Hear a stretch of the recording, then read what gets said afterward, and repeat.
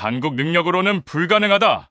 미국 군사 전문가의 발언이 큰 화제가 되었습니다. 밑도 끝도 없이 한 이 말에는 사실 엄청난 비하인드가 숨겨져 있었습니다. 중동 사건으로 온 관심이 몰려있을 때 한반도에 엄청난 사건이 벌어졌던 것 알고 있으신가요? 보도 중지로 외부에 공개되지 않았지만 암암리의 군사 전문가들 사이에서 크게 화제가 됐던 사건을 바로 알려드립니다. 제 이름은 데이비드 크레인이고 국방부 동아시아 전략 분석 담당관으로 11년째 근무하고 있으며 지금은 워싱턴 펜타곤 지하 2층 합동 상황실 모니터 앞에 서서 북한 미사일 발사 준비 경보를 확인하고 있었습니다. 화면 좌측 상단에는 빨간색 타이머가 90초를 표시하고 있었고 우측에는 오산 기지에서 미군 수송기 세대가 이륙 중이라는 실시간 영상이 재생되고 있었으며 제 옆에서 합참 작전국 브래들리 중령이 헤드셋을 끼고 상부와 통화하며 긴박하게 지시를 받고 있었어요. 브래들리가 통화를 끝내고 저를 보더니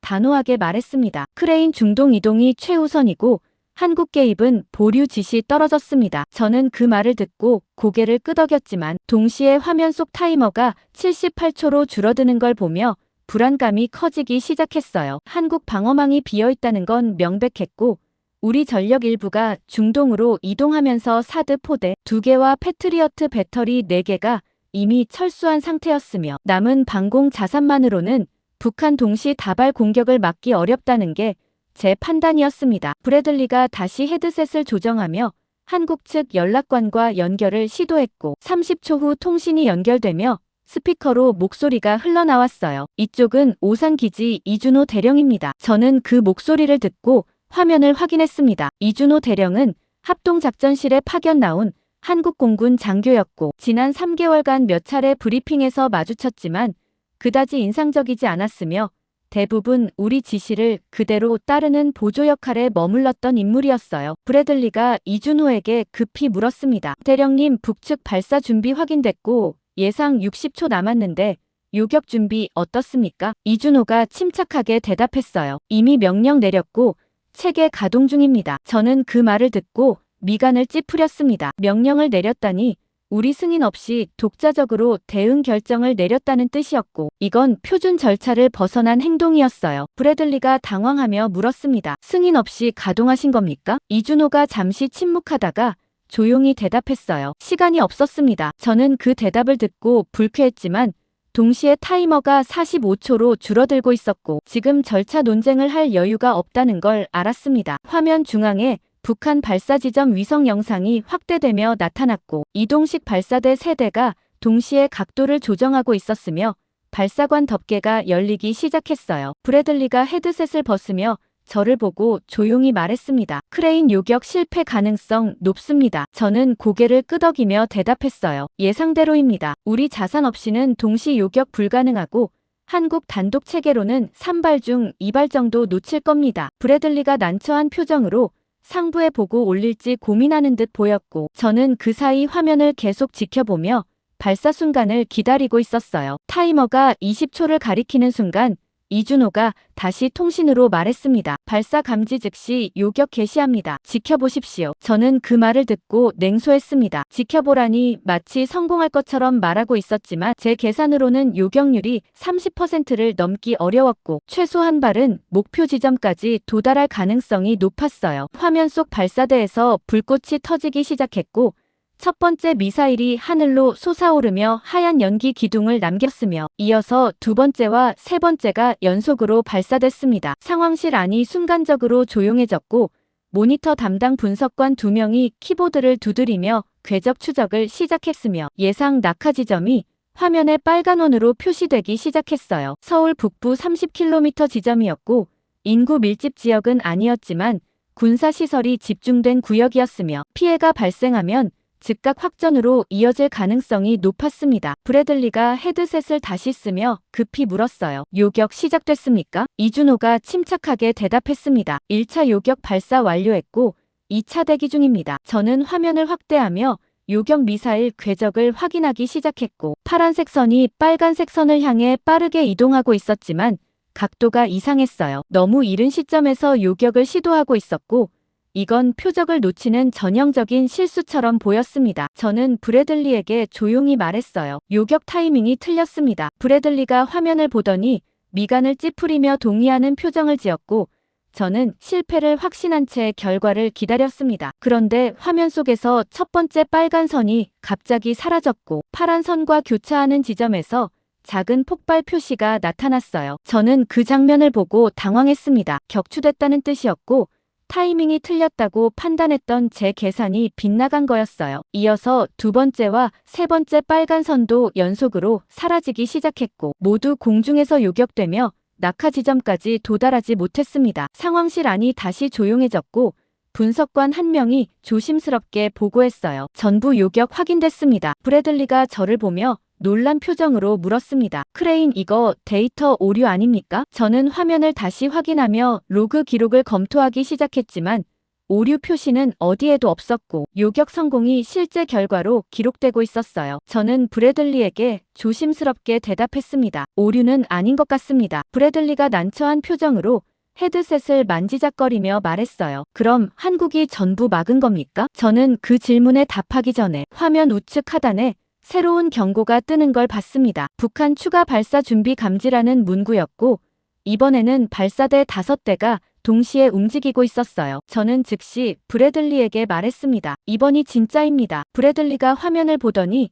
상부의 긴급 보고를 시작했고 저는 이준호에게 통신을 연결하려 했지만 그가 먼저 말했습니다. 추가 발사 확인했고 대응 준비 완료했습니다. 저는 그 말을 듣고 불안했습니다. 대응 준비라니 방금 전 요격이 우연이었는지 실력이었는지 확신할 수 없었고 이번 공격 규모는 이전보다 2배 가까이 컸으며 동시 요격이 가능할지 의문이었어요. 저는 브래들리에게 조용히 물었습니다. 미군 개입 요청 올릴까요? 브래들리가 잠시 망설이다가 고개를 저으며 대답했어요. 상부 지시 대기하고 일단 보류합니다. 저는 그 결정을 듣고 선택해야 했습니다. 즉시 개입을 요청할지 아니면 한국 단독 대응을 지켜볼지 결정해야 했고 시간은 계속 흘러가고 있었어요. 저는 결국 보류를 선택했고 화면 속 북한 발사대들이 각도를 맞추기 시작하는 걸 보며 두 번째 공격이 시작되길 기다리고 있었습니다. 저는 두 번째 공격이 끝나고 상황실 서버룸으로 이동해서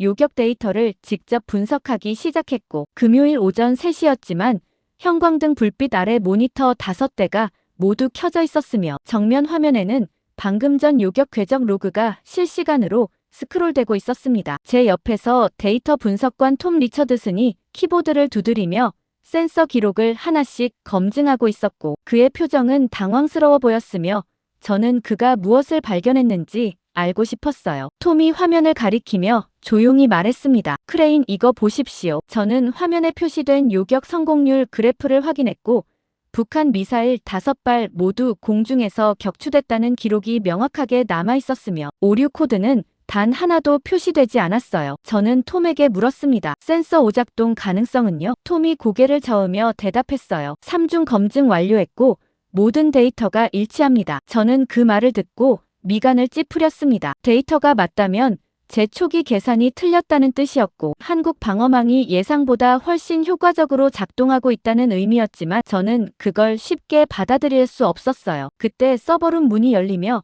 브래들리 중령이 급히 들어왔고 그의 손에는 태블릿이 들려 있었으며 표정은 굳어 있었습니다. 브래들리가 태블릿을 제 앞에 내밀며 단호하게 말했어요. 크레인 상부 지시입니다. 저는 화면을 확인했고 국방부 작전국에서 보낸 긴급 지시문이 표시되어 있었으며 제목에는 한국 방어 성공 데이터 비공개 처리라고 적혀 있었어요. 저는 브래들리를 보며 조심스럽게 물었습니다. 비공개 사유가 뭡니까? 브래들리가 난처한 표정으로 대답했습니다. 한국 독자 방어 성공이 공개되면 주한미군 필요성 약화되고 철수 협상에서 우리 입지가 흔들린다는 판단입니다. 저는 그 설명을 듣고 불쾌했습니다. 정치적 이유로 작전 데이터를 숨기라는 건 비정상적이었고 동시에 상부가 한국 성공을 인정하고 싶지 않아 한다는 뜻이기도 했어요. 저는 브래들리에게 조용히 말했습니다. 데이터는 이미 기록됐고 숨길 수 없습니다. 브래들리가 단호하게 대답했어요. 외부 공개만 막으면 되고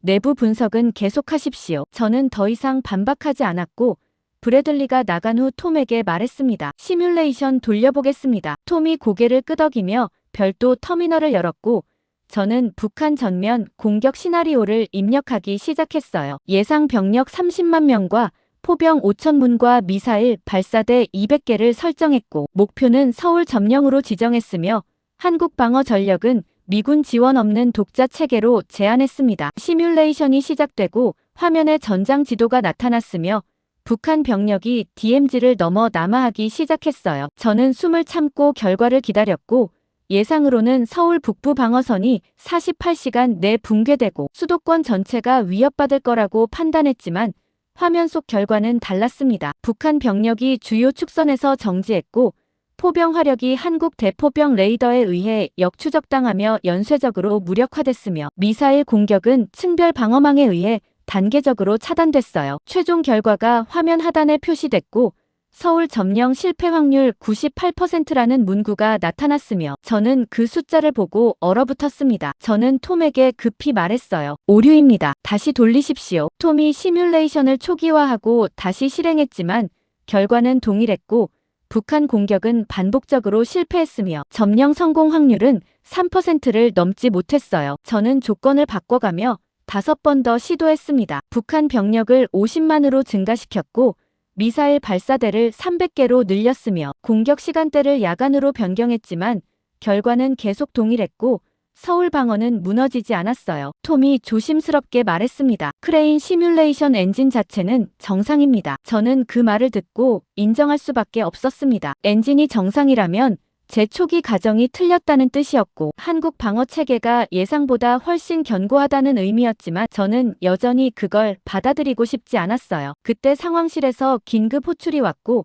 브래들리 목소리가 스피커로 흘러나왔습니다. 크레인 즉시 복귀하십시오. 저는 서버룸을 나와 상황실로 뛰어갔고 정면 대형 스크린에는 DMZ 인근 실시간 위성 영상이 표시되고 있었으며 북한 전방 부대가 대규모로 이동하고 있었어요. 브래들리가 저를 보며 급히 말했습니다. 북측이 포병 전진 배치 시작했고 실제 침투 준비로 판단됩니다. 저는 화면을 확대하며 병력 규모를 추정하기 시작했고 최소 5개 사단 규모였으며 포병과 기갑부대가 함께 움직이고 있었어요. 저는 브래들리에게 조용히 말했습니다. 이건 시범 공격이 아니라 전면 침투입니다. 브래들리가 고개를 끄덕이며 한국 측 연락관에게 통신을 연결했고 이준호 대령이 응답했습니다. 이쪽은 오산 기지입니다. 브래들리가 급히 물었어요. 대령님, 북측 전방 이동 확인하셨습니까? 이준호가 침착하게 대답했습니다. 확인했고 이미 대응 배치 완료했습니다. 저는 그 말을 듣고 당황했습니다. 대응 배치 완료라니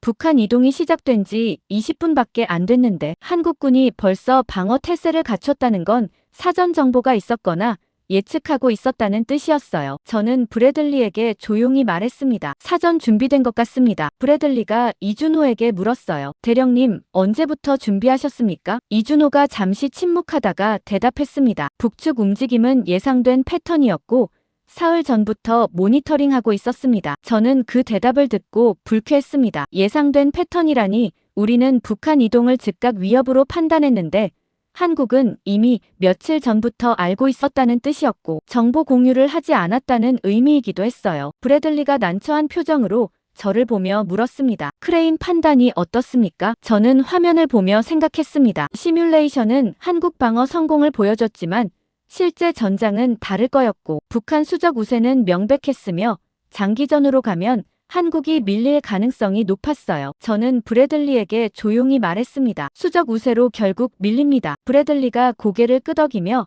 상부의 보고서를 작성하기 시작했고 저는 화면 속 북한 부대가 계속 남하하는 걸 지켜보며 곧 돌파가 시작될 거라고 예상했어요. 그런데 30분 후 화면 우측 하단에 새로운 영상이 나타났고 북한 선발 부대가 산악 병목 지점에서 정지한 상태로 표시되고 있었으며 후속 부대와 뒤엉키며 혼잡이 발생하고 있었습니다. 분석관 한 명이 조심스럽게 보고했어요. 북측 선두부대 고립된 것 같습니다. 저는 그 영상을 보며 잠시 당황했지만 곧 이건 일시적 문제라고 판단했고 추가 병력이 투입되면 돌파할 거라고 생각했으며 브래들리에게 조용히 말했습니다. 일시적 지연입니다. 브래들리가 고개를 끄덕였지만 표정은 확신이 서지 않는 듯 보였고 저는 화면을 계속 지켜보며 북한 다음 움직임을 기다리고 있었습니다. 저는 북한 선발 부대 정지 40분 후 위성 영상을 계속 지켜보고 있었고 화면 속에서는 추가 병력 3개 대대 규모가 남하를 시작하며 병목 지점으로 집결하고 있었으며 저는 이번에는 수적 압박으로 돌파가 이뤄질 거라고 판단했습니다. 브래들리 중령이 제 옆에 서서 태블릿으로 병력 이동 속도를 추적하고 있었고 그의 손가락이 화면을 따라 움직이며 예상 도착 시간을 계산하고 있었으며 저는 그가 뭔가 말하려는 걸 느꼈지만 침묵을 유지하고 있었어요. 화면 좌측에는 협곡 입구 확대 영상이 표시되고 있었고 폭이 300m 정도로 좁아지는 지점에서 북한 선두부대가 완전히 멈춰 서 있었으며 후속 차량들이 계속 밀려 들어오면서 도로가 막히기 시작했습니다. 저는 브래들리에게 조용히 말했어요. 병목 현상이지만 곧 풀릴 겁니다. 브래들리가 화면을 보더니 미간을 찌푸리며 대답했습니다. 그런데 왜 우회하지 않습니까? 저는 그 질문을 듣고 지도를 확대해서 주변 지형을 확인했고 협곡 양옆으로 산악 능선이 이어지고 있었으며 우회로는 최소 15km 우회해야 했고 시간이 너무 오래 걸렸어요. 저는 브래들리에게 설명했습니다. 우회는 비효율적이고 정면 돌파가 빠릅니다. 브래들리가 고개를 끄덕였지만 여전히 확신이 서지 않는 표정이었고 저는 화면으로 시선을 돌려 북한 추가 병력이 도착하는 걸 기다렸어요. 15분 후 추가 대대가 협곡 후방에 도착했고 병력과 차량이 더 밀집되기 시작했으며 도로는 완전히 포화 상태로 들어갔습니다. 저는 그 장면을 보며 일시적 혼잡이라고 생각했고 북한 지휘부가 곧 교통 통제를 실시하며 정리할 거라고 예상했지만 화면 속에서는 오히려 더 많은 차량이 계속 진입하고 있었어요. 그때 상황실 우측 모니터에 새로운 영상이 나타났고 한국 포병 부대가 특정 좌표를 향해 포문을 조정하고 있었으며 발사 준비 태세에 들어간 상태였습니다. 분석관이 조심스럽게 보고했어요. 한국군 포병 사격 준비 중이고 목표는 협곡 입구로 보입니다. 저는 그 보고를 듣고 당황했습니다. 협곡 입구라니 북한 선두부대가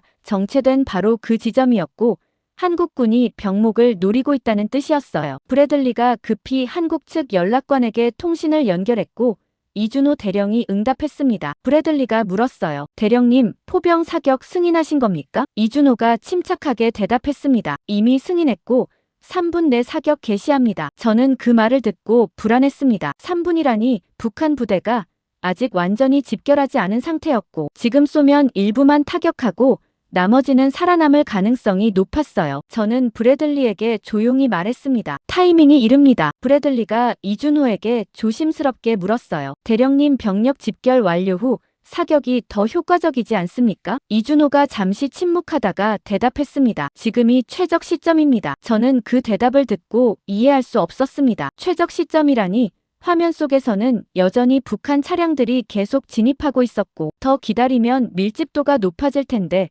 왜 지금 쏘려는 건지 판단이 서지 않았어요. 저는 브래들리에게 말했습니다. 과도한 판단 같습니다. 브래들리가 난처한 표정으로 저를 보았지만 개입하지 않기로 결정한 듯 보였고 저도 더 이상 말하지 않았습니다. 3분 후 한국 포병이 일제히 발사를 시작했고 화면 속에서 협곡 입구 주변으로 연쇄적인 폭발이 발생하기 시작했으며 먼지와 연기가 시야를 가렸어요. 저는 화면을 확대하며 피해 규모를 추정하려 했지만 연기 때문에 명확한 확인이 어려웠고 열화상 카메라로 전환해도 혼란스러운 상태만 보였습니다. 브래들리가 분석관에게 지시했어요. 피해 평가 즉시 올리십시오. 분석관이 키보드를 두드리며 데이터를 수집하기 시작했고 5분 후 초기 평가 결과가 화면에 나타났습니다. 차량 15대 파괴 확인됐고 병력 피해는 추정 200명 내외였으며 전체 북한 병력 대비 10%도 안 되는 피해였어요. 저는 그 숫자를 보며 예상대로라고 생각했습니다. 타이밍이 너무 빨랐고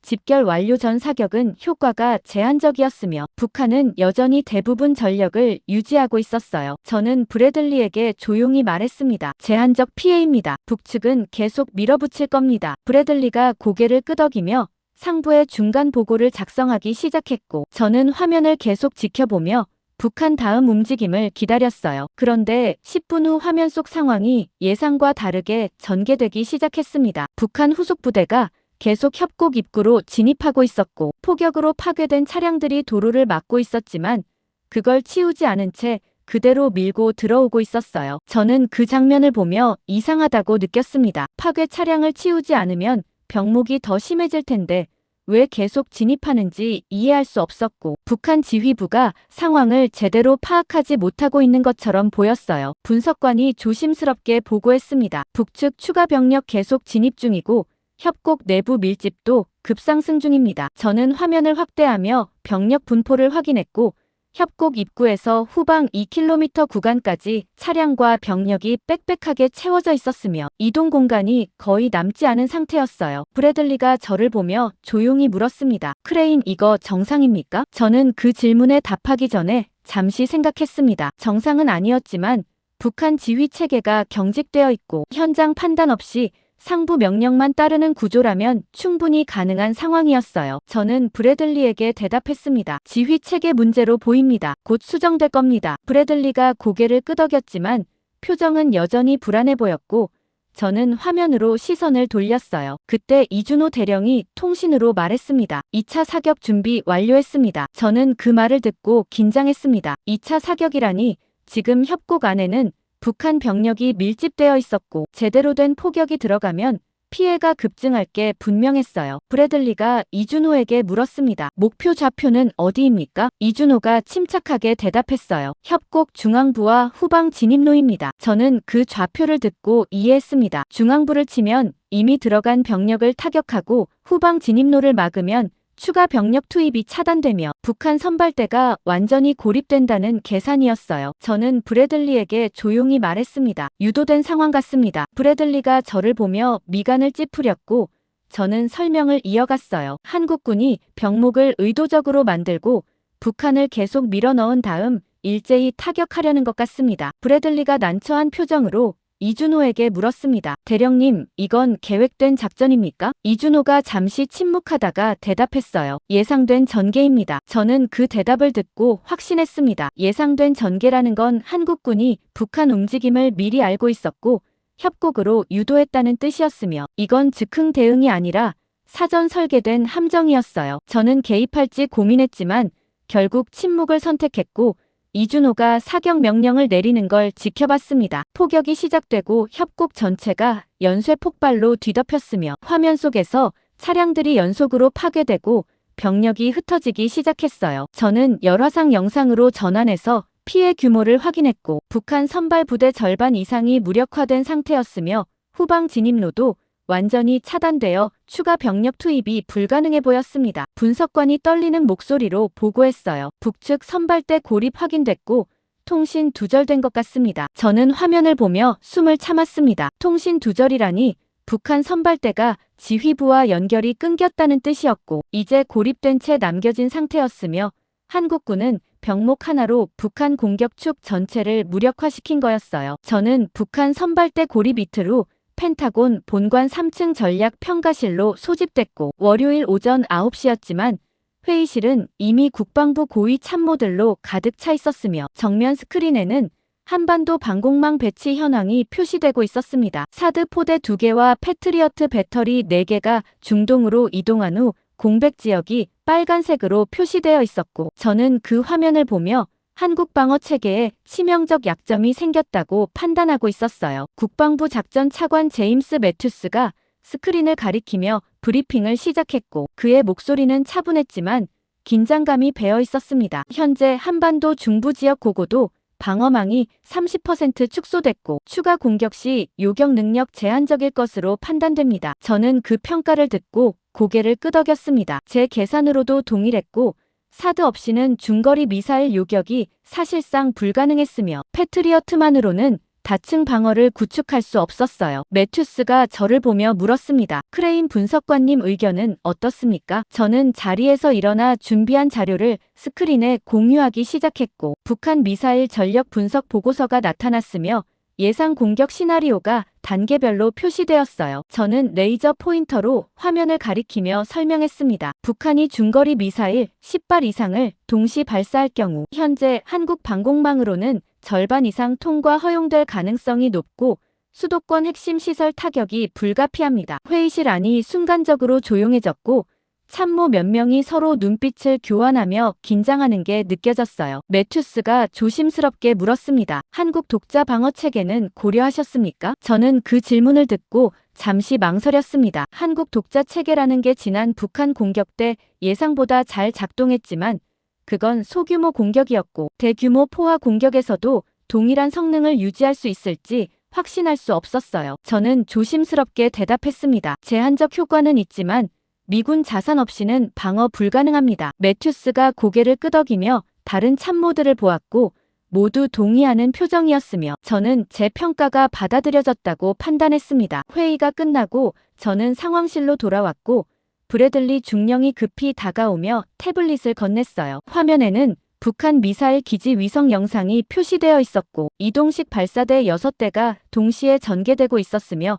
발사 준비 단계로 판단되는 움직임이 포착되고 있었습니다. 브래들리가 긴장된 목소리로 말했어요. 크레인 북측이 중거리 미사일 연속 발사 준비 중입니다. 저는 화면을 확대하며 발사대 배치를 확인했고 예상했던 것보다 빠른 타이밍이었으며 우리가 방공망 공백을 논의하는 사이 북한은 이미 실행 단계로 넘어간 상태였어요. 저는 브래들리에게 급히 물었습니다. 예상 발사 시간은요? 브래들리가 태블릿을 조작하며 대답했습니다. 30분 내외로 추정됩니다. 저는 즉시 매튜스 차관에게 긴급 보고를 올렸고 10분 후 상황실에 비상소집 명령이 떨어졌으며 주요 참모들이 다시 모이기 시작했어요. 매튜스가 스크린 앞에 서서 북한 발사 준비 영상을 확인하며 단호하게 말했습니다. 미군 개입 준비 즉시 시작하십시오. 저는 그 지시를 듣고 안도했습니다. 개입 준비라니 우리가 직접 요격에 나서면 한국 방공망 공백을 메울 수 있었고 북한 미사일을 차단할 가능성이 높아졌어요. 그런데 5분 후 국방부 정책실에서 회신이 왔고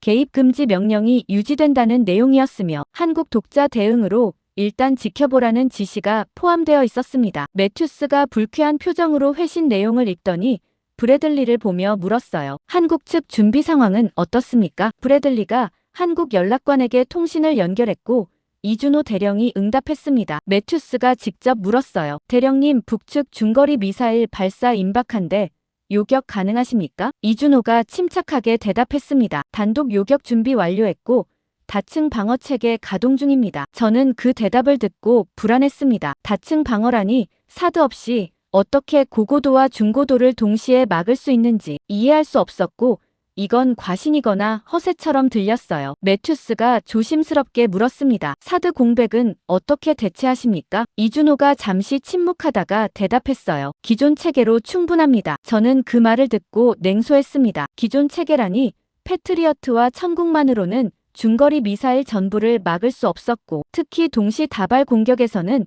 포화 상태에 빠질 게 분명했어요. 저는 매튜스에게 조용히 말했습니다. 차관님, 실패 가능성 높습니다. 매튜스가 저를 보더니 난처한 표정으로 고개를 끄덕였지만 개입 금지 명령을 철회할 권한은 없었고 결국 우리는 지켜볼 수밖에 없었습니다. 15분 후 북한 발사대에서 첫 번째 미사일이 발사됐고 화면 속에서 하얀 연기가 솟아오르며 탄체가 상승하기 시작했으며 이어서 두 번째, 세 번째가 연속으로 발사되었어요. 상황실 분석관이 긴장된 목소리로 보고했습니다. 총 6발 발사 확인됐고 예상 낙하 지점은 수도권 일대입니다. 저는 화면을 확대하며 궤적을 추적하기 시작했고 6개의 빨간 선이 포물선을 그리며 남하하고 있었으며 예상 도착 시간은 6분 후였어요. 브래들리가 헤드셋을 쓰며 이준호에게 물었습니다. 대령님, 요격 시작하십니까? 이준호가 침착하게 대답했어요. 1차 요격 발사했습니다. 저는 화면에서 파란 선들이 나타나는 걸 확인했고 한국 요격 미사일이 상승하며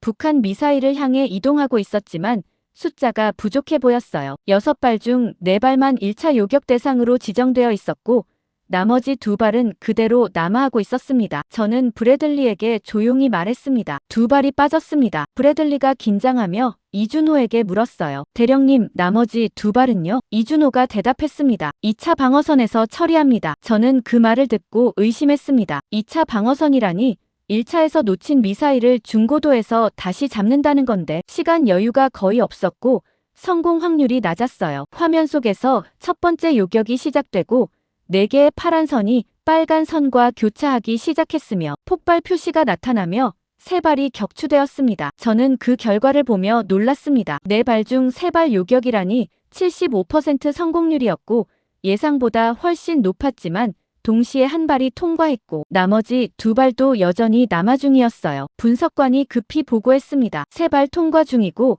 예상 낙하까지 2분 남았습니다. 저는 화면을 확대하며 2차 방어선 요격 미사일을 확인했고 파란 선이 다시 나타나며 3발을 향해 상승하고 있었지만 각도가 급했고 요격 난이도가 높아 보였어요. 매튜스가 긴장된 목소리로 물었습니다. 크레인 예측이 어떻습니까? 저는 조심스럽게 대답했어요. 일부 통과 가능성 있습니다. 화면 속에서 2차 요격이 시작되고 3개의 파란 선이 빨간 선과 교차했으며 2발이 추가로 격추되었습니다. 저는 숨을 참았습니다. 2발 격추라니 여전히 한 발이 남아있었고 이제 3차 방어선까지 내려왔으며 낙하까지 40초밖에 남지 않았어요. 브래들리가 다급하게 물었습니다. 대령님, 마지막 한 발은요? 이준호가 침착하게 대답했습니다. 3차 요격 준비 완료했습니다. 저는 화면에서 마지막 파란 선이 나타나는 걸 확인했고 적어도 요격 미사일이 발사되며 남은 한 발을 향해 상승하고 있었으며 교차 시간은 20초 후였습니다. 상황실 안이 완전히 조용해졌고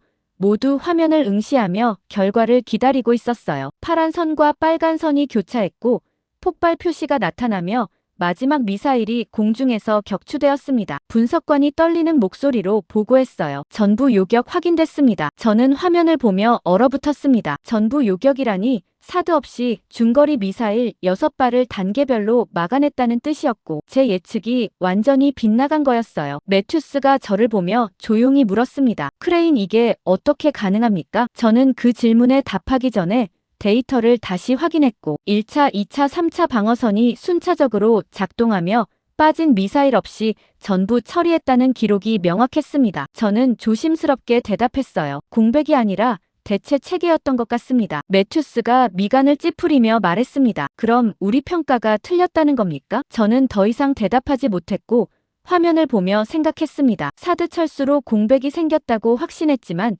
한국은 이미 다층 방어를 완성하고 있었고 우리 자산 없이도 작동하는 체계를 구축한 상태였어요. 그때 브래들리가 급히 다가오며 태블릿을 보여줬고 화면에는 북한 추가 미사일 기지 활성화 징후라는 문구가 표시되어 있었으며 저는 그 내용을 보며 긴장했습니다. 저는 북한 추가 미사일 기지 활성화 징후를 확인한 직후 한국군 전력 재평가 작업에 착수했고 화요일 오후 2시부터 펜타곤 정보 분석실에 앉아 한국 국방부 동원체계 데이터를 검토하기 시작했으며 정면 모니터 세대에는 예비군 소집 현황과 장비 이동 경로가 실시간으로 표시되고 있었습니다. 저는 지난 이틀간 북한 공격을 한국이 독자적으로 막아낸 것을 목격했지만 여전히 그게 일시적 성공이었는지 지속 가능한 체계인지 확신할 수 없었고 특히 장기전으로 가면 병력과 물자 보급에서 한계가 드러날 거라고 판단하고 있었어요. 브래들리 중령이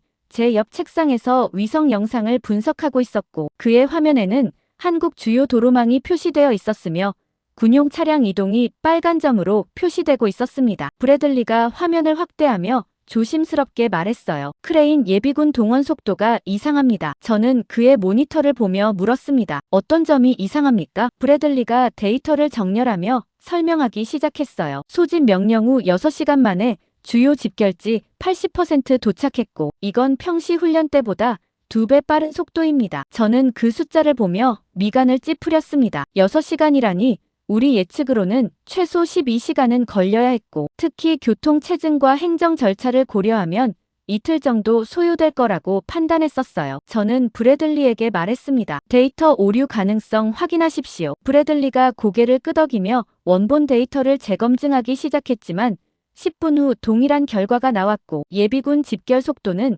실제로 예상보다 2배 빠른 상태였습니다. 저는 화면을 전환해서 장비 이동 현황을 확인하기 시작했고 포병 부대와 미사일 발사대가 사전 배치된 위치로 신속하게 이동하고 있었으며 경로가 마치 미리 계획된 것처럼 효율적으로 설계되어 있었어요. 저는 브래들리에게 조용히 물었습니다. 이동 경로 누가 지정했습니까? 브래들리가 데이터를 확인하며 대답했어요. 한국 합참에서 사전 배치한 것으로 보이고 경로 최적화가 이미 완료된 상태입니다. 저는 그 설명을 듣고 당황했습니다. 사전 배치라니 북한 공격이 시작되기도 전에 이미 이동 계획이 수립되어 있었다는 뜻이었고, 이건 즉흥 대응이 아니라 계획된 전개였어요. 그때 상황실에서 긴급 호출이 왔고 매튜스 차관이 즉시 복귀하라는 지시를 내렸으며 저는 브래들리와 함께 상황실로 이동했습니다. 정면 대형 스크린에는 한국 전역군 배치 현황이 표시되고 있었고 파란색 마커들이 주요 거점마다 빽빽하게 표시되어 있었으며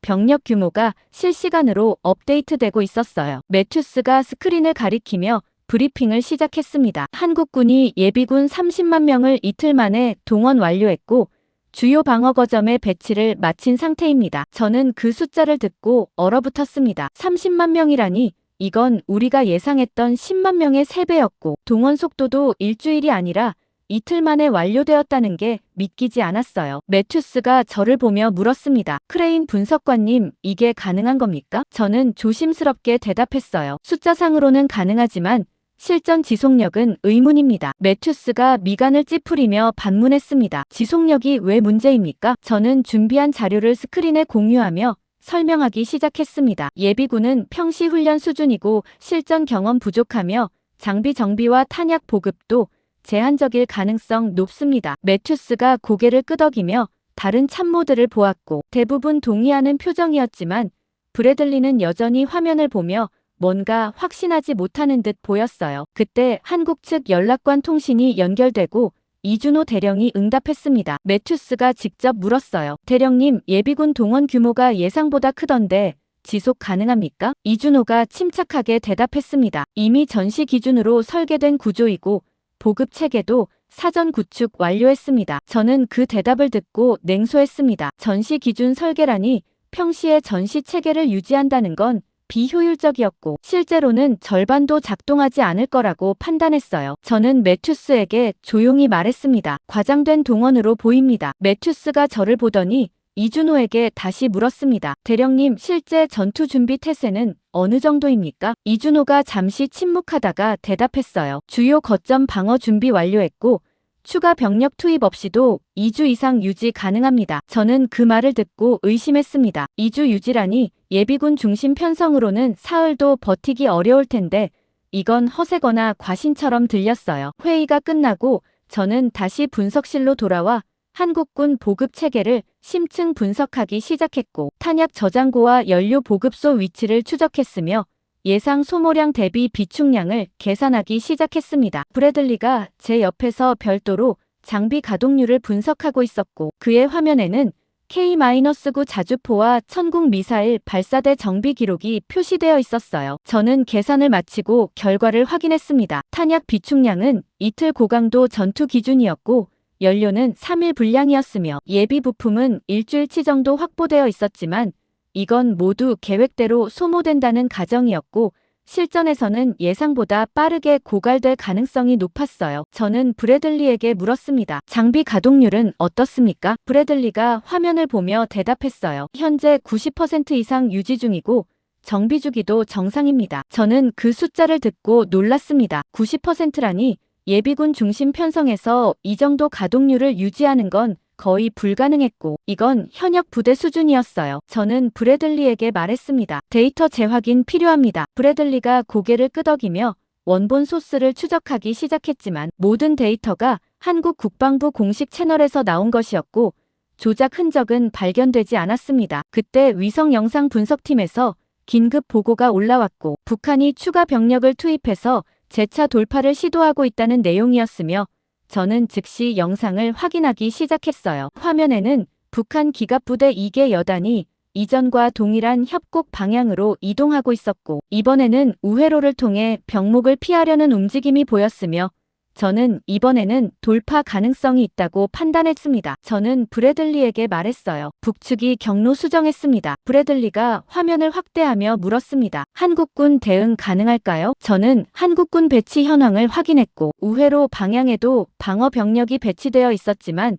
규모가 작아 보였으며 기갑부대를 막기에는 부족해 보였어요. 저는 조심스럽게 대답했습니다. 병력 부족합니다. 그런데 30분 후 북한 기갑부대가 우회로 입구에 도달했을 때 예상과 다른 상황이 펼쳐졌습니다. 우회로가 사전에 차단되어 있었고 지뢰 매설과 대전차 장애물이 설치되어 있었으며 북한 선두 차량들이 연속으로 기동 불능 상태에 빠지기 시작했어요. 분석관이 급히 보고했습니다. 우회로 사전 봉쇄 확인됐고 북측 진입 실패했습니다. 저는 화면을 보며 당황했습니다. 사전 봉쇄라니 한국군이 북한 우회 시도를 예측하고 미리 막아놓았다는 뜻이었고 이건 정보 우위가 아니라 완전한 작전 선제였어요. 브래들리가 저를 보며 조용히 물었습니다. 크레인 이거 우연입니까? 저는 그 질문에 답하기 전에 화면을 계속 지켜봤고 북한 부대가 우회로에서 후퇴하며 다시 원래 경로로 돌아가는 걸 확인했으며 결국 이전과 동일한 병목에 걸리며 피해가 반복되고 있었습니다. 저는 브래들리에게 조용히 대답했어요. 우연이 아닙니다. 브래들리가 난처한 표정으로 매튜스에게 중간 보고를 올리기 시작했고 저는 화면을 보며 생각했습니다. 한국군 동원은 과장이 아니라 실제였고 보급 체계도 사전 구축되어 있었으며 북한 움직임까지 예측하고 대응하는 수준이었지만 저는 여전히 이게 장기전에서도 유지될 수 있을지 확신할 수 없었어요. 저는 보고서 작성을 시작했고 제목을 한국군 동원 체계 재평가 필요로 입력했지만 결론 부분에서 손이 멈췄습니다. 뭐라고 써야 할지 확신이 서지 않았고 제 초기 판단이 계속 틀리고 있다는 사실이 점점 명확해지고 있었지만 동시에 다음 공격이 진짜라는 생각을 떨칠 수 없었어요. 저는 북한 우회로 돌파 실패 6시간 후 긴급정보 보고를 받았고 수요일 오후 11시에 펜타곤 지하 합동정보센터로 소집되었으며 정면 스크린에는 북한 내륙 깊숙한 곳에서 포착된 이동식 발사대 영상이 표시되고 있었습니다. CIA 파견 분석관 제니퍼 콜린스가 레이저 포인터로 화면을 가리키며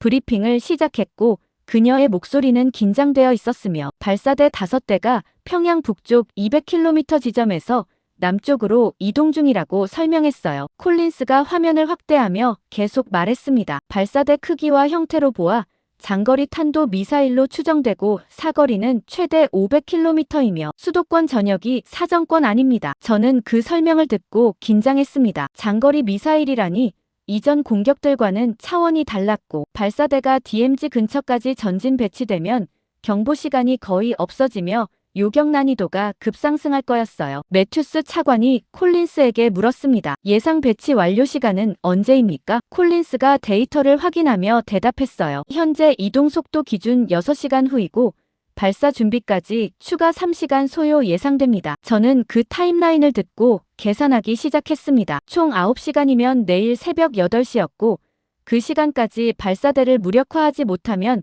수도권이 직접 타격받을 가능성이 높았으며 한국 방공망도 이번에는 버티기 어려울 거였어요. 매튜스가 저를 보며 물었습니다. 크레인 억제 방안이 뭡니까? 저는 조심스럽게 대답했어요. 발사 전 선제 타격이 유일한 방법이지만 북한 영토 깊숙이 들어가야 해서 확전 위험이 있습니다. 매튜스가 미간을 찌푸리며 말했습니다. 미군 선제 타격은 정치적으로 불가능하고 대안 찾아야 합니다. 저는 그 말을 듣고 난처했습니다. 대안이라니 발사대가 전진 배치를 완료하면 이미 늦었고 경보 시간 부족으로 요격 성공률이 급감할 텐데 다른 방법이 없었어요. 브래들리 중령이 조심스럽게 끼어들며 말했습니다. 차관님, 한국 측 독자 대응 가능성은 어떻습니까? 매튜스가 브래들리를 보더니 고개를 끄덕이며 한국 연락관에게 통신을 연결하라고 지시했고 이준호 대령이 응답했습니다. 매튜스가 직접 물었어요. 대령님, 북측 장거리 발사대 전진 배치 확인하셨습니까? 이준호가 침착하게 대답했습니다. 확인했고 대응 계획 수립 중입니다. 매튜스가 급히 물었습니다. 대응 계획이 구체적으로 뭡니까? 이준호가 잠시 침묵하다가 조용히 말했어요. 선제 타격 검토 중입니다. 저는 그 대답을 듣고 당황했습니다. 선제 타격이라니 한국이 독자적으로 북한 내륙을 공격한다는 뜻이었고 이건 명백한 확전 행위였으며 우리 승인 없이 실행할 경우 전쟁이 통제 불능 상태로 빠질 가능성이 높았어요. 매튜스가 단호하게 말했습니다. 대령님, 선제 타격은 위험하고 먼저 외교적 해결 시도해야 합니다. 이준호가 침착하게 대답했어요. 외교 시간 없고 발사전 무력화가 유일한 방법입니다. 저는 매튜스에게 조용히 말했습니다. 차관님, 한국 단독 행동 저지해야 합니다. 매튜스가 고개를 끄덕이며 이준호에게 다시 말했어요. 대령님, 미국 승인 없이는 작전 불가하고 대기 명령 내립니다. 이준호가 잠시 침묵하다가 대답했습니다. 이해했습니다. 통신이 끊기고 회의실 안이 순간적으로 조용해졌습니다. 저는 화면을 보며 생각했습니다. 한국이 정말 대기할지 확신할 수 없었고, 지난 며칠간 독자 행동을 반복해왔던 패턴을 보면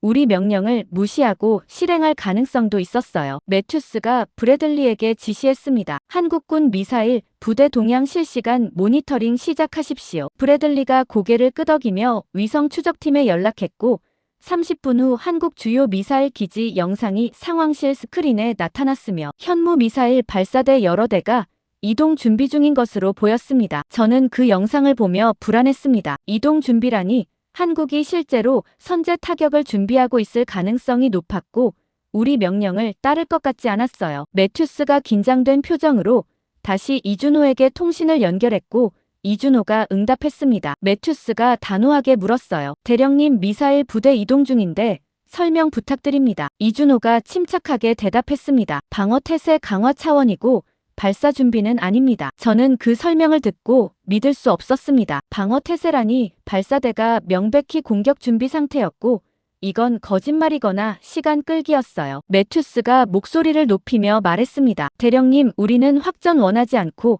즉시 이동 중단하십시오. 이준호가 잠시 침묵하다가 대답했어요. 북측 발사대가 계속 남아 중이고 대응 없이는 수도권 위험합니다. 저는 그 말을 듣고 인정할 수밖에 없었습니다. 북한 발사대가 실제로 전진 배치 중이었고 한국 입장에서는 선제 대응이 합리적 선택일 수 있었지만 동시에 우리 통제권 밖에서 전쟁이 확대되는 건 용납할 수 없었어요. 매튜스가 브래들리를 보며 급히 지시했습니다. 백악관 긴급 보고 올리고 한국 정부 고위급 접촉 요청하십시오. 브래들리가 즉시 전화를 걸기 시작했고 저는 화면을 계속 지켜보며 한국 미사일 부대 움직임을 추적하기 시작했어요. 시간이 흐를수록 발사대 배치가 완료되어 가고 있었고 발사각도 조정이 시작되는 것처럼 보였으며 저는 이제 정말 막을 수 없을 거라는 생각이 들기 시작했습니다. 3시간 후 북한 발사대가 DMZ 남쪽 120km 지점까지 전진했다는 보고가 올라왔고 발사 준비 최종 단계에 진입했다는 징후가 포착되었으며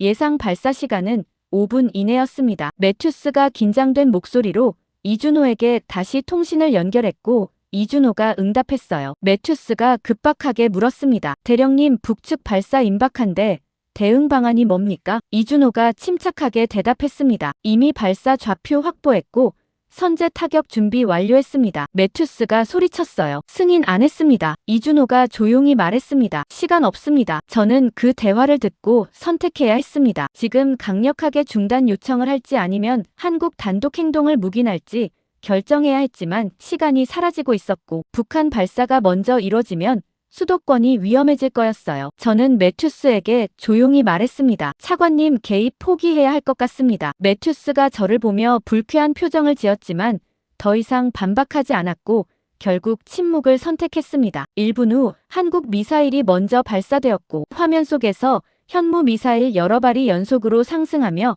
북쪽을 향해 날아가기 시작했으며 저는 숨을 참고 결과를 기다렸어요. 3분 후 북한 발사대 위치에서 연쇄 폭발이 확인되었고 위성 열화상 영상에서 발사대 5대 모두 파괴된 것으로 판단되었으며 주변 지휘 차량들도 함께 사라졌습니다. 분석관이 떨리는 목소리로 보고했어요. 북측 발사대 전부 무력화 확인됐습니다. 저는 화면을 보며 얼어붙었습니다. 한국이 먼저 쏘았고 북한 발사를 차단했으며 우리는 그걸 막지 못했고 결국 묵인한 셈이었어요. 매튜스가 주먹으로 책상을 치며 말했습니다. 이제 확전 시작됐습니다. 저는 그 말을 듣고 불안했지만 동시에 화면 속에서 북한 추가 반응을 확인하기 시작했고 보복 준비에 들어가는 징후가 포착되기 시작했으며 상황이 더 크게 확대되고 있었습니다. 저는 한국의 선제 타격 30분 후 상황실 모니터 앞에서 북한 반응을 추적하고 있었고 목요일 새벽 4시였지만 실내는 비상등과 경보음으로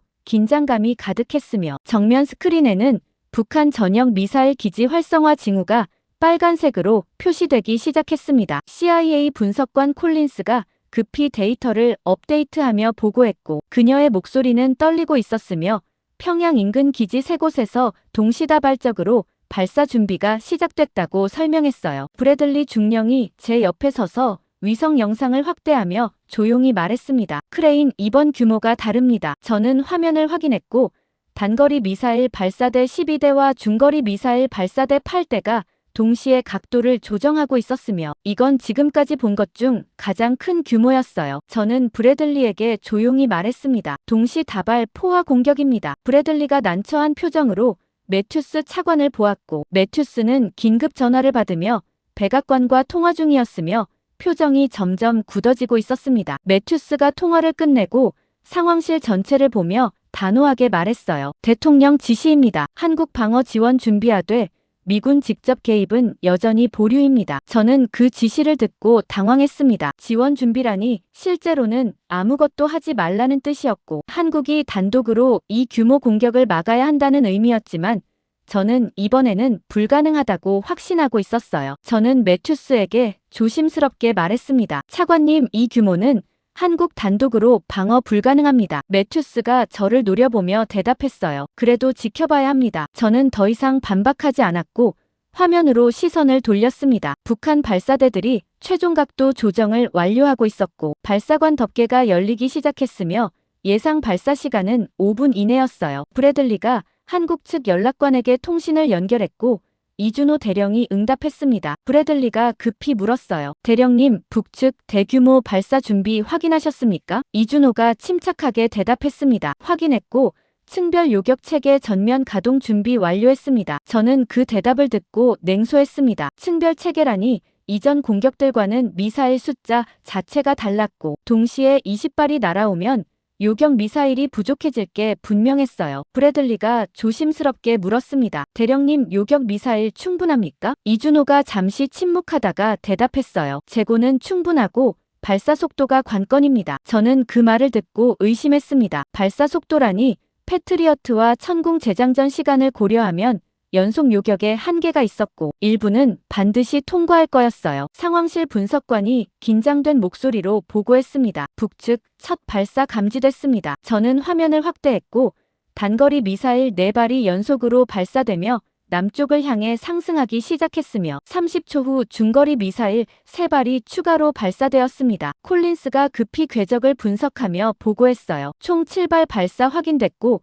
목표는 수도권 분산 배치입니다. 저는 예상 낙하 지점을 확인했고 군사시설과 주요 인프라가 동시에 타격받을 것으로 판단되었으며 이건 단순 공격이 아니라 체계적 무력화 시도였어요. 브래들리가 이준호에게 물었습니다. 요격 시작하십니까? 이준호가 침착하게 대답했습니다. 1차 요격 발사했습니다. 저는 화면에서 파란 선들이 나타나는 걸 확인했고 한국 요격 미사일이 상승하며 북한 미사일을 향해 이동하고 있었지만 숫자를 세어보니 5발 뿐이었고 7발 중 2발은 커버되지 않고 있었어요. 저는 브래들리에게 조용히 말했습니다. 2발 빠졌습니다. 브래들리가 긴장하며 이준호에게 물었어요. 대령님, 나머지 2발은요? 이준호가 대답했습니다. 2차 방어선 대기 중입니다. 저는 그 말을 듣고 예상했던 대로라고 생각했습니다. 층별 방어라는 게 결국 1차에서 놓친 걸 2차에서 잡는다는 건데 시간 여유가 부족하면 실패 확률이 높아질 거였어요. 화면 속에서 첫 번째 요격이 시작되고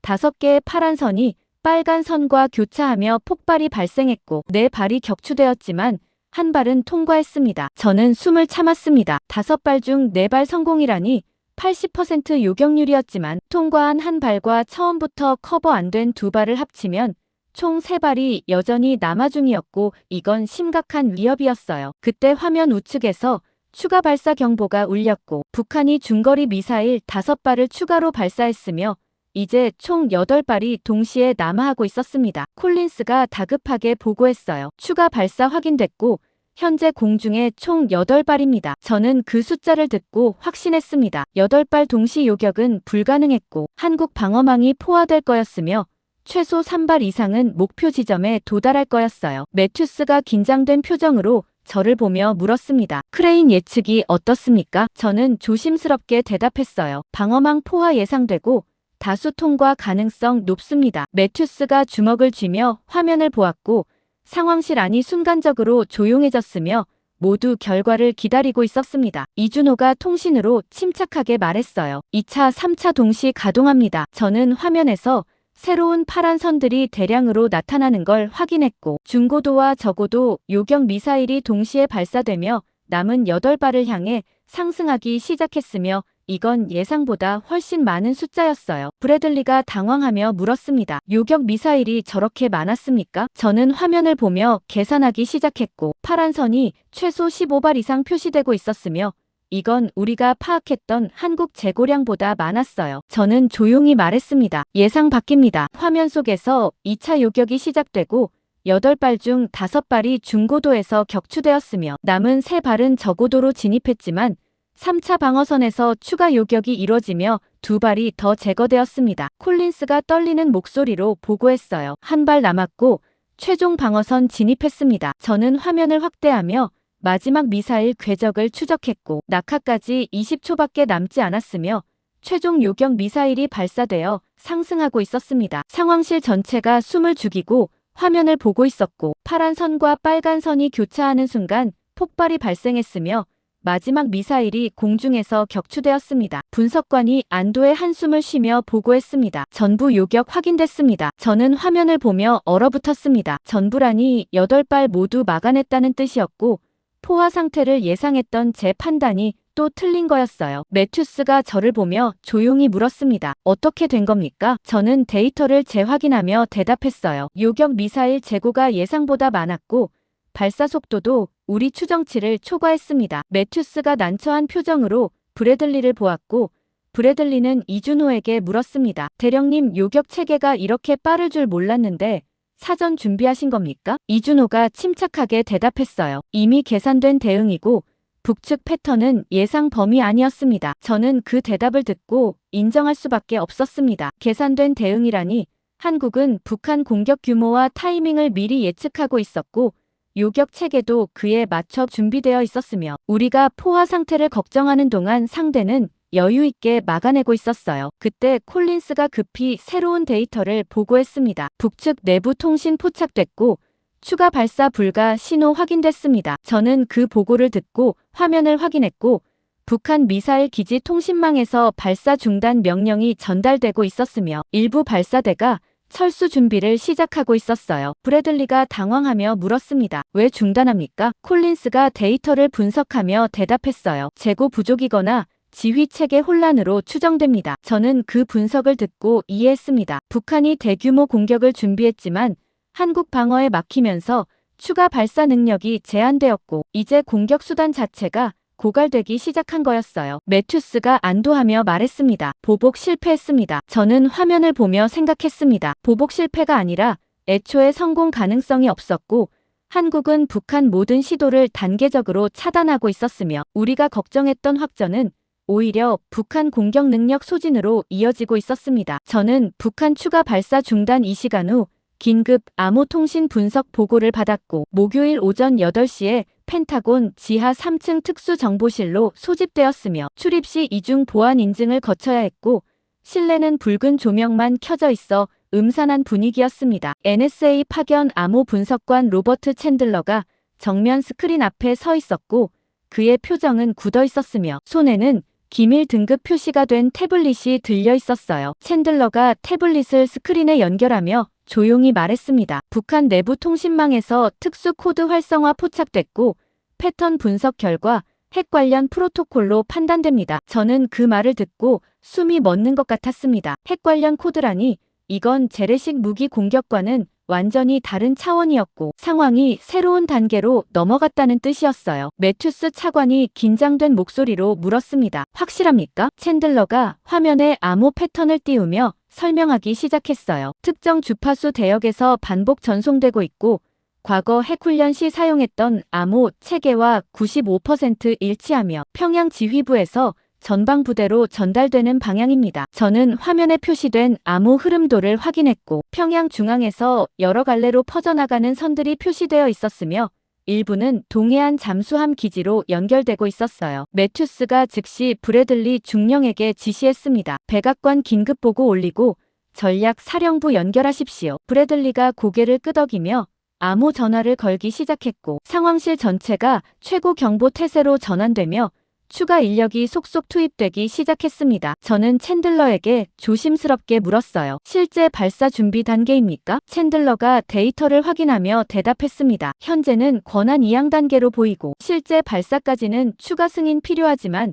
프로토콜이 활성화됐다는 건 고려 중이라는 의미입니다. 저는 그 설명을 듣고 긴장했습니다. 고려 중이라는 게 아직 결정 안 됐다는 뜻이었지만 동시에 선택지로 올라왔다는 의미였고 북한이 재래식 공격 실패 후 최후 수단을 검토하고 있다는 신호였어요. 매튜스가 저를 보며 단호하게 말했습니다. 크레인 미군 핵대응 태세 평가 즉시 올리십시오. 저는 고개를 끄덕이며 별도 터미널로 이동해서 주한미군 핵대응 매뉴얼을 불러왔고 대응 시나리오를 검토하기 시작했지만 문제는 우리 전력 일부가 중동으로 이동한 상태였고 즉각 대응 능력이 제한적이라는 점이었어요. 저는 매튜스에게 조심스럽게 보고했습니다. 현재 태세로는 즉각 대응 어렵고 증원 병력 도착까지 최소 12시간 소요됩니다. 매튜스가 불쾌한 표정으로 물었어요. 한국 단독 대응 가능합니까? 저는 그 질문을 듣고 망설였습니다. 한국이 핵 위협에 어떻게 대응할지 예측하기 어려웠고 핵무기 보유국이 아닌 상황에서 선택지가 제한적이었지만 동시에 지난 며칠간 보여준 독자 행동 패턴을 생각하면 뭔가 준비하고 있을 가능성도 있었어요. 브래들리가 한국 측 연락관에게 통신을 연결했고 이준호 대령이 응답했습니다. 매튜스가 긴급하게 물었어요. 대령님, 북측 핵 관련 통신 포착됐는데 인지하고 계십니까? 이준호가 침착하게 대답했습니다. 인지하고 있고 독자 대응 계획 가동 중입니다. 저는 그 대답을 듣고 당황했습니다. 독자 대응 계획이라니 한국이 핵 위협을 전제로 한 대응 방안을 이미 준비하고 있었다는 뜻이었고 이건 우리가 모르는 사이 수립된 계획이었어요. 매튜스가 급히 물었습니다. 구체적으로 어떤 계획입니까? 이준호가 잠시 침묵하다가 조심스럽게 대답했어요. 지휘부 타격 중심이고 발사전 무력화 방침입니다. 저는 그 설명을 듣고 불안했습니다. 지휘부 타격이라니 북한 핵심 시설을 선제 공격한다는 뜻이었고 이건 전면전으로 확대될 위험이 매우 높았으며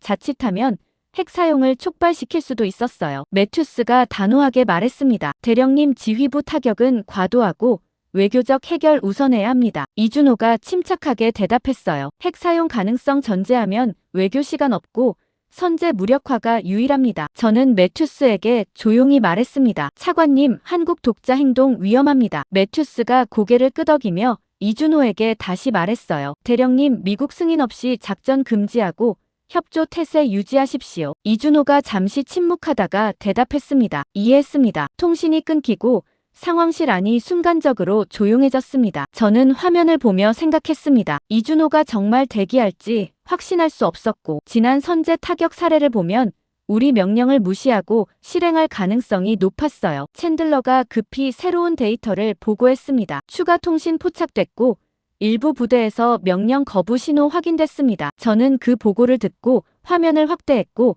북한 내부 통신망 일부에서 핵 관련 명령이 전달됐지만 수신 부대 중 몇 곳이 응답하지 않고 있었으며 통신 충돌이 발생하고 있었어요. 매튜스가 챈들러에게 물었습니다. 명령 거부가 무슨 의미입니까? 챈들러가 데이터를 분석하며 대답했어요. 지휘 체계 내부 이견으로 보이고 핵 사용이 단일 의지가 아니라 분열된 상태일 가능성 있습니다. 저는 그 분석을 듣고 새로운 가능성을 생각하기 시작했습니다. 북한 내부가 통합되어 있지 않다면 핵 사용 결정 자체가 실행되지 못할 수도 있었고 일부 부대가 명령을 따르지 않으면 발사 체계가 작동하지 않을 거였어요. 브래들리가 위성 영상팀에 지시했습니다. 북한 핵시설 실시간 모니터링 강화하십시오. 5분 후 영상이 업데이트되고 북한 주요 핵 저장 시설 주변에서 차량 이동이 포착되기 시작했으며 일부는 진입하고 있었지만 일부는 오히려 후퇴하는 것처럼 보였어요. 저는 그 영상을 보며 혼란스러웠습니다. 진입과 후퇴가 동시에 일어난다는 건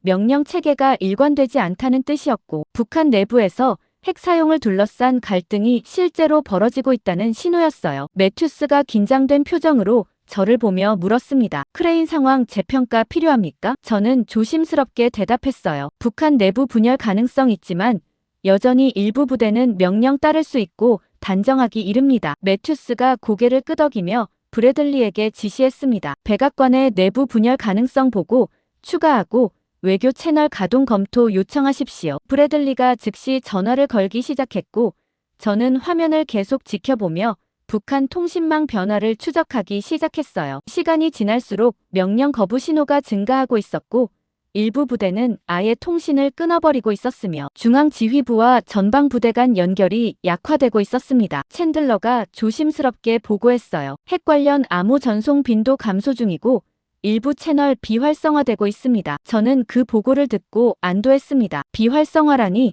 핵 사용 프로토콜이 후퇴하고 있다는 뜻이었고 내부 분열이 실제로 발사를 저지하고 있을 가능성이 높아졌어요. 그런데 동시에 다른 생각이 들기 시작했습니다. 이 분열이 자발적인지 아니면 외부 개입에 의한 건지 확신할 수 없었고 특히 한국이 정보전이나 심리전으로 개입했을 가능성도 배제할 수 없었어요. 저는 브래들리에게 조용히 물었습니다. 한국군 특수작전 동향 확인 가능합니까? 브래들리가 당황하며 반문했어요. 특수작전이요? 저는 설명했습니다. 북한 내부 분열이 너무 빠르게 진행되고 있고 외부 촉발 가능성 있습니다. 브래들리가 고개를 끄덕이며 정보팀에 확인 요청을 보냈지만 한국 특수부대 활동은 고도로 기밀화되어 있었고 우리가 접근할 수 있는 정보는 제한적이었습니다. 매튜스가 이준호에게 다시 통신을 연결했고 이준호가 응답했어요. 매튜스가 조심스럽게 물었습니다. 대령님, 북측 내부 혼선 인지하고 계십니까? 이준호가 침착하게 대답했습니다. 인지하고 있고 상황 주시 중입니다. 매튜스가 더 구체적으로 물었어요. 한국 측 개입 있었습니까? 이준호가 잠시 침묵하다가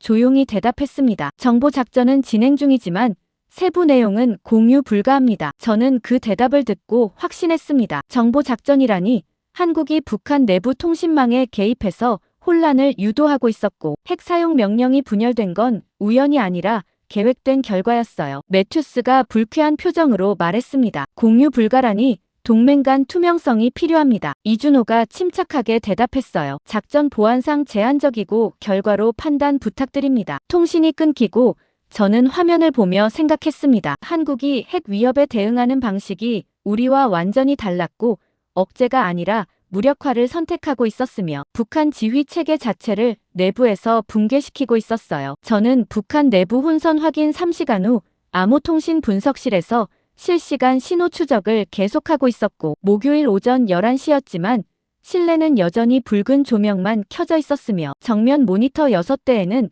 북한 전역 통신망 흐름도가 복잡하게 얽힌 선들로 표시되고 있었습니다. NSA 분석관 챈들러가 제 옆에서 특정 신호를 추적하고 있었고 그의 화면에는 평양 중앙지휘부에서 전방부대로 전달되는 암호 메시지가 실시간으로 해독되고 있었으며 내용이 점점 긴박해지고 있었어요. 챈들러가 화면을 가리키며 조용히 말했습니다. 크레인 이거 보십시오. 저는 그의 모니터를 확인했고 핵 발사 권한 이양 명령이 특정 부대 3곳에 동시에 전달되고 있었으며 메시지 끝에는 즉시 실행이라는 문구가 붙어 있었어요. 저는 챈들러에게 급히 물었습니다. 실제 발사 명령입니까? 챈들러가 암호 구조를 분석하며 대답했어요. 발사 직전 단계이고 최종 승인 코드만 남은 상태입니다. 저는 즉시 매튜스 차관에게 보고했고 매튜스가 긴급하게 상황실로 복귀하라는 지시를 내렸으며 저는 챈들러와 함께 상황실로 뛰어갔습니다. 정면 대형 스크린에는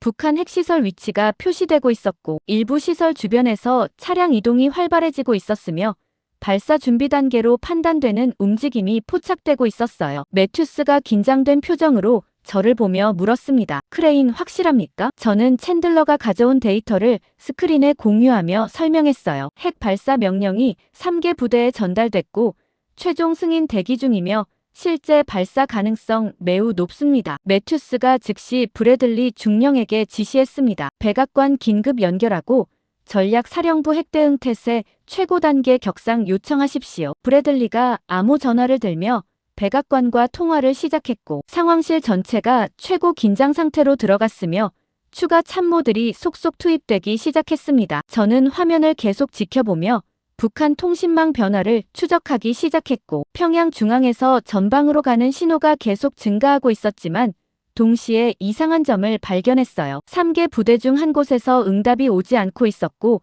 명령을 수신했지만 확인 신호를 보내지 않은 상태였으며 이건 명령 거부 또는 통신 두절을 의미했습니다. 저는 챈들러에게 조용히 물었습니다. 1번 부대 응답 없는 이유가 뭡니까? 챈들러가 신호를 재확인하며 대답했어요. 수신은 확인됐지만 회신 없고 내부 혼선 가능성 있습니다. 저는 그 설명을 듣고 희망을 품기 시작했습니다. 내부 혼선이라니 핵 발사 명령이 모든 부대에서 동시에 실행되지 않을 수도 있었고, 일부가 거부하면 전체 발사 체계가 작동하지 않을 거였어요. 그런데 30분 후 상황이 더 복잡해지기 시작했습니다. 2번 부대에서도 응답이 끊겼고 3번 부대만 확인 신호를 보낸 상태였으며, 북한 지휘부는 계속 재전송을 시도하고 있었지만 1번과 2번 부대는 여전히 침묵하고 있었어요. 매튜스가 챈들러에게 급히 물었습니다. 이게 통신 장애입니까? 아니면 명령 거부입니까? 챈들러가 데이터를 분석하며 조심스럽게 대답했어요. 통신 자체는 연결되어 있고 수신 확인됐지만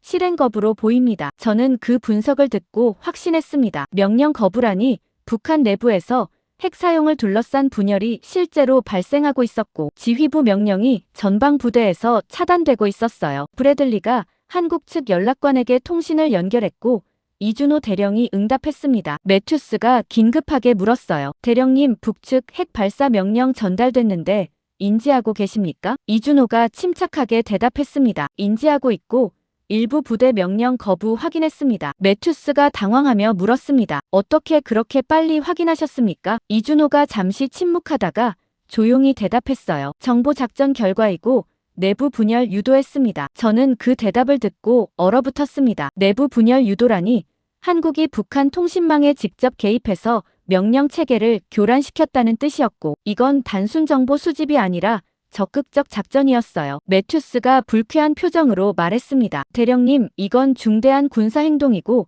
사전 협의 없었습니다. 이준호가 침착하게 대답했어요. 시간 없었고 핵 사용 저지가 최우선이었습니다. 저는 매튜스에게 조용히 말했습니다. 차관님, 결과적으로 발사 저지하고 있습니다. 매튜스가 저를 노려보았지만 더 이상 반박하지 않았고 화면으로 시선을 돌렸습니다. 북한 통신망에서 추가 변화가 감지되고 있었고 평양중앙지휘부가 비상암호 체계로 전환하며 새로운 명령을 전달하기 시작했으며, 이번에는 특정 통신 노드를 우회하는 경로를 사용하고 있었어요. 챈들러가 급히 보고했습니다. 중앙지휘부가 대체 경로 사용 중이고 일부 부대 재접촉 시도하고 있습니다. 저는 화면을 확대하며 새로운 통신 경로를 추적하기 시작했고, 평양에서 동해안 잠수함 기지로 직접 연결되는 선이 나타났으며 중간 지휘 단계를 건너뛰고 있었어요. 저는 챈들러에게 물었습니다. 왜 중간 단계를 건너뜁니까? 챈들러가 분석하며 대답했어요. 중간 지휘부 신뢰 못하고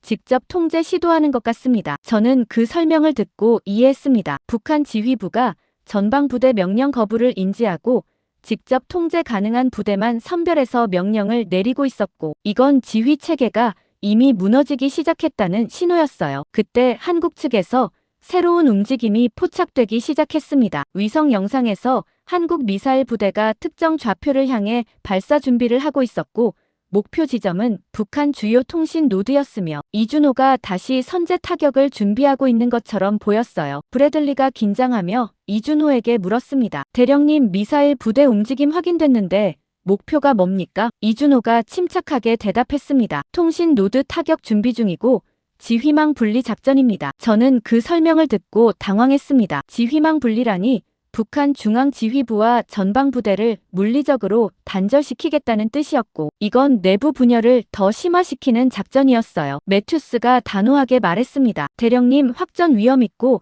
중단 요청합니다. 이준호가 잠시 침묵하다가 대답했어요. 중단하면 중앙지휘부가 대체 경로로 재통합 가능하고 핵 발사 위험 증가합니다. 저는 그 논리를 듣고 인정할 수밖에 없었습니다. 북한 지휘부가 대체 경로를 찾고 있었고 시간을 주면 통제권을 회복할 가능성이 있었으며, 지금 차단하지 않으면 핵 발사 명령이 다시 전달될 수 있었어요. 저는 매튜스에게 조용히 말했습니다. 논리적으로는 맞습니다. 매튜스가 저를 보며 불쾌한 표정을 지었지만 결국 개입하지 않기로 결정한 듯 보였고, 이준호에게 더 이상 말하지 않았습니다. 5분 후 한국 미사일이 발사되고 북한 주요 통신 노드 3곳이 동시에 타격받기 시작했으며 위성 영상에서 통신 시설들이 연쇄적으로 파괴되는 게 확인되었어요. 챈들러가 급히 보고했습니다. 북측 통신망 일부 구간 완전 두절됐고 중앙지휘부와 전방부대 연결 끊겼습니다. 저는 화면에 표시된 통신망 흐름도를 확인했고 평양에서 나가던 여러 선들이 중간에서 끊기며 2개의 독립된 네트워크로 분리되고 있었으며, 한쪽은 중앙지휘부 중심이고 다른 쪽은 전방 부대 중심이었어요. 매튜스가 긴장된 목소리로 물었습니다. 이게 무슨 의미입니까? 저는 조심스럽게 대답했어요. 북한 지휘 체계가 둘로 갈라졌고 중앙 명령이 전방에 도달하지 못하며 핵 발사 통제권이 사실상 상실된 상태입니다. 매튜스가 잠시 침묵하다가 브래들리에게 지시했습니다. 백악관에 지휘망 분리 확인 보고 올리고 핵 위협 감소 가능성 전달하십시오. 브래들리가 고개를 끄덕이며 전화를 걸기 시작했고 저는 화면을 계속 지켜보며 북한 통신망 변화를 추적하기 시작했어요. 시간이 지날수록 중앙지휘부에서 재연결 시도가 계속되고 있었지만 물리적으로 파괴된 노드 때문에 복구가 불가능했고 전방 부대들은 독자적으로 움직이기 시작하며 일부는 후퇴 준비를 하고 있었습니다. 챈들러가 조심스럽게 보고했어요. 핵 관련 암호 전송 완전히 중단됐고 대체 경로도 확인 안 됩니다. 저는 그 보고를 듣고 안도했습니다. 암호 전송 중단이라니 핵 발사 명령 자체가 더 이상 전달될 수 없다는 뜻이었고 한국의 통신 노드 타격이 실제로 핵 위협을 제거한 거였어요. 매튜스가 저를 보며 조용히 물었습니다. 크레인 상황 종료로 봐도 됩니까? 저는 화면을 보며 신중하게 대답했어요. 핵 발사는 저지됐지만 북한 전체 통제력 상실은 예측 불가능한 결과 초래할 수 있습니다. 매튜스가 미간을 찌푸리며 말했습니다. 어떤 결과입니까? 저는 조심스럽게 설명했습니다. 중앙 통제 없이 전방 부대가 독자 행동하면 국지 교전 발생 가능하고 상황이 더 혼란스러워질 수 있습니다. 매튜스가 고개를 끄덕이며 브래들리에게 지시했어요. 전방 부대 동향 집중 모니터링 강화하십시오. 저는 화면을 보며 생각했습니다. 한국이 북한 지휘 체계를 내부에서 분리시켰고 핵 위협을 무력화시켰으며 우리는 그 과정을 지켜보기만 했고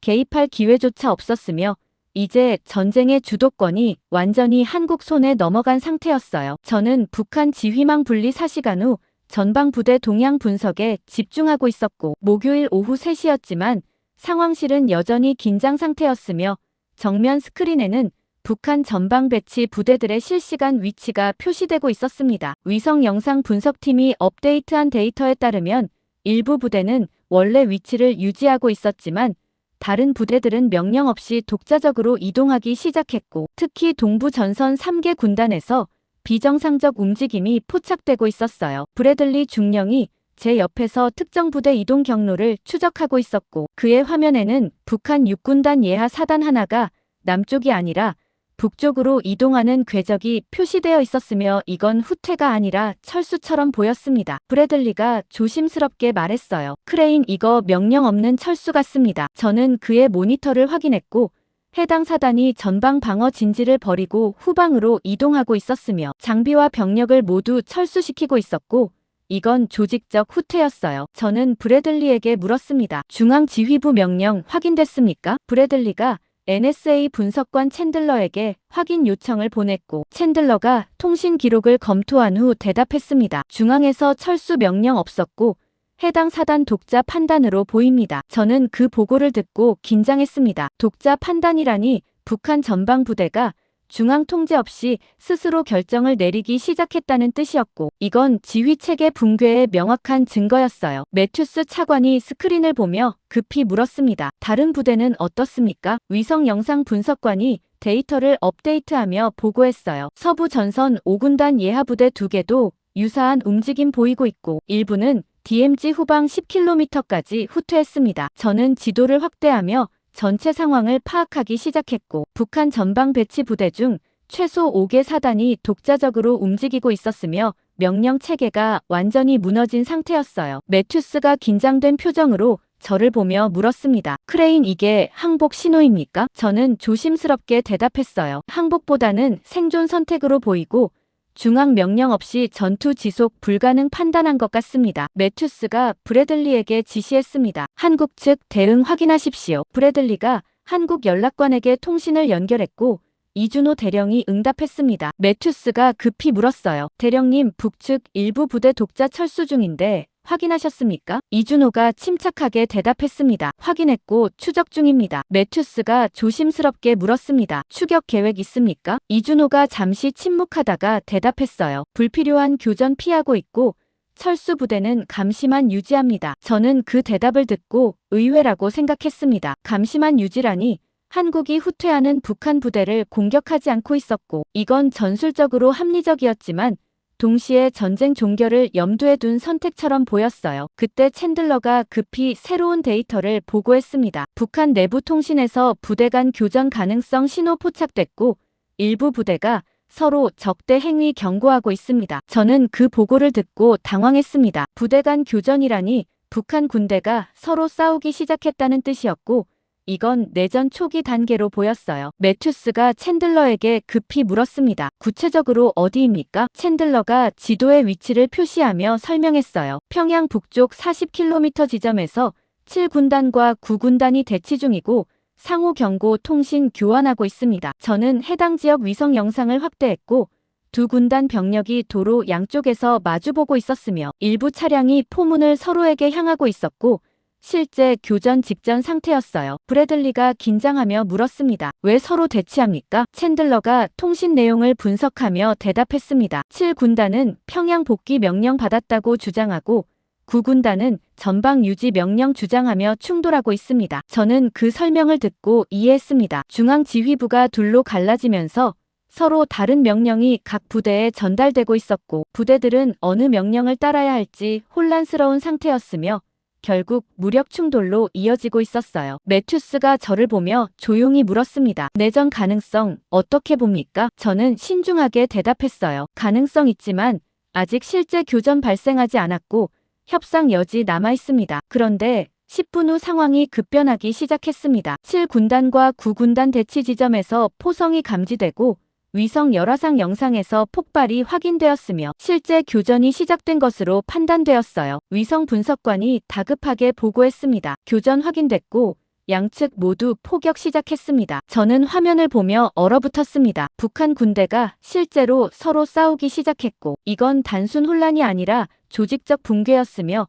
중앙 통제력이 완전히 상실된 상태였어요. 매튜스가 긴급하게 브래들리에게 지시했습니다. 백악관 즉시 보고 올리고 북한 내전 가능성 전달하십시오. 브래들리가 암호 전화를 들며 통화를 시작했고 저는 계속 화면을 지켜보며 교전 규모를 파악하기 시작했어요. 시간이 지날수록 교전이 확대되고 있었고 주변 부대들도 개입하기 시작했으며 일부는 7군단 편에 서고 다른 부대는 9군단 편에 서면서 전선이 형성되고 있었습니다. 그때 한국 측에서 새로운 움직임이 포착되기 시작했습니다. 한국 미사일 부대가 북한 주요 군사 거점을 향해 정밀 타격을 준비하고 있었고 목표는 병참 기지와 통신 시설이었으며 이준호가 북한 내부 혼란을 이용해서 전쟁 수행 능력을 완전히 제거하려는 것처럼 보였어요. 브래들리가 이준호에게 급히 물었습니다. 대령님, 추가 타격 준비 중인데 목표가 뭡니까? 이준호가 침착하게 대답했습니다. 주요 군사 거점 무력화하고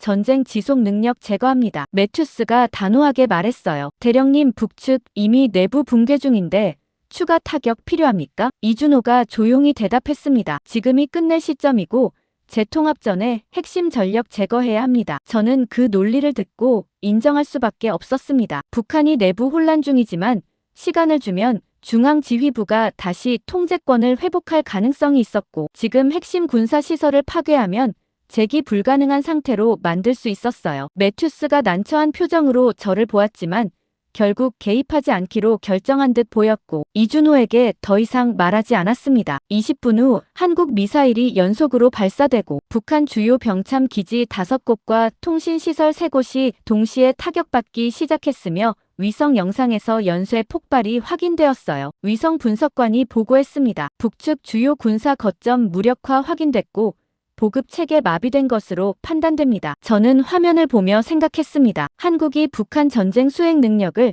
체계적으로 제거하고 있었고 내부 붕괴와 외부 타격을 동시에 진행하며 완전한 무력화를 달성하고 있었으며 우리는 그 과정을 지켜보기만 하고 있었어요. 챈들러가 조심스럽게 보고했습니다. 북한 전방 부대 추가 철수 시작됐고 일부는 무기 버리고 후퇴 중입니다. 저는 그 보고를 듣고 확신했습니다. 무기를 버린다는 건 전투 의지 상실을 의미했고 북한 군대가 사실상 해체되기 시작했다는 신호였으며 전쟁이 끝나가고 있었어요. 매튜스가 긴장을 풀며 브래들리에게 지시했습니다. 상황 종료 준비하고 전후 계획 수립 시작하십시오. 저는 화면을 보며 생각했습니다. 전쟁은 우리가 예상했던 방식으로 끝나지 않았고 한국이 독자적으로 주도권을 잡고 북한을 내부에서 붕괴시켰으며 우리는 개입할 기회조차 없었고 이제 전후 질서도 한국 중심으로 재편될 가능성이 높았습니다. 저는 북한 전방부대 철수 이틀 후 펜타곤 본관 4층 전략평가실에서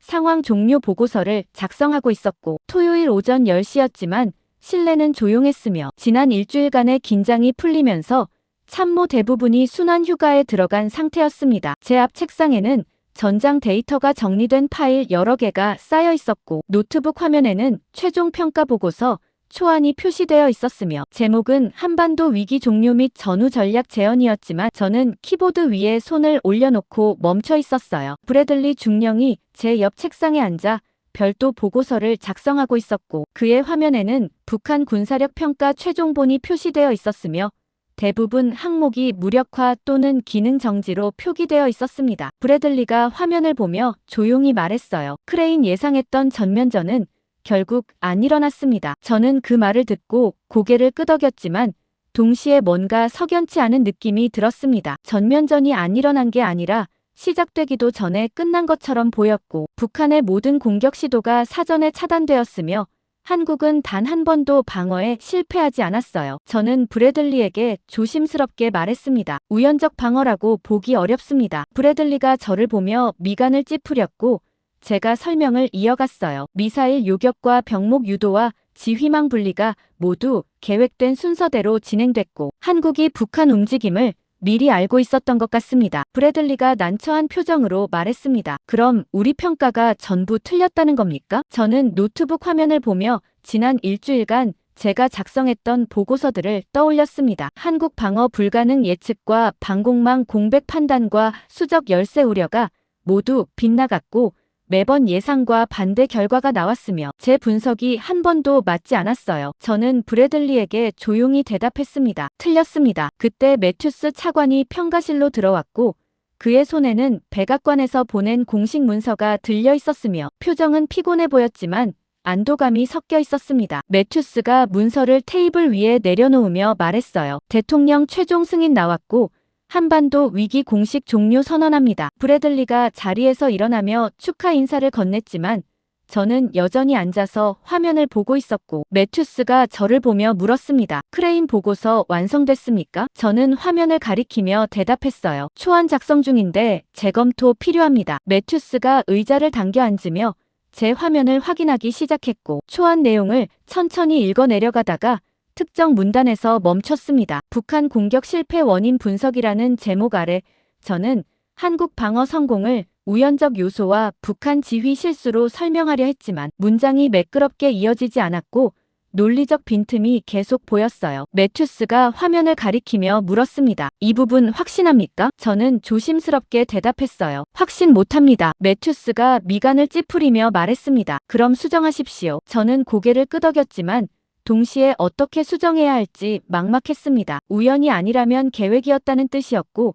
한국이 모든 걸 예측하고 대응했다는 의미였지만 그렇겠으면 우리 초기 평가 전체를 부정하는 셈이었어요. 그때 한국 측 연락관에게서 마지막 브리핑 요청이 들어왔고 매튜스가 승인하며 30분 후 회의실에서 만나자고 지시했습니다. 저는 노트북을 들고 브래들리와 함께 회의실로 이동했고 이준호 대령이 이미 앉아서 기다리고 있었으며 그의 앞에는 태블릿 한 대만 놓여 있었어요. 매튜스가 자리에 앉으며 이준호에게 말했습니다. 대령님, 일주일간 수고 많으셨고 성공적 방어 축하드립니다. 이준호가 고개를 숙이며 대답했어요. 감사합니다. 매튜스가 본론으로 들어가며 물었습니다. 최종 평가 공유 부탁드립니다. 이준호가 태블릿을 조작하며 화면을 회의실 스크린에 공유하기 시작했고 북한 공격 타임라인이 나타났으며 각 단계마다 한국 대응이 표시되어 있었습니다. 이준호가 침착하게 설명하기 시작했어요. 북한 첫 미사일 공격은 90초 전 탐지했고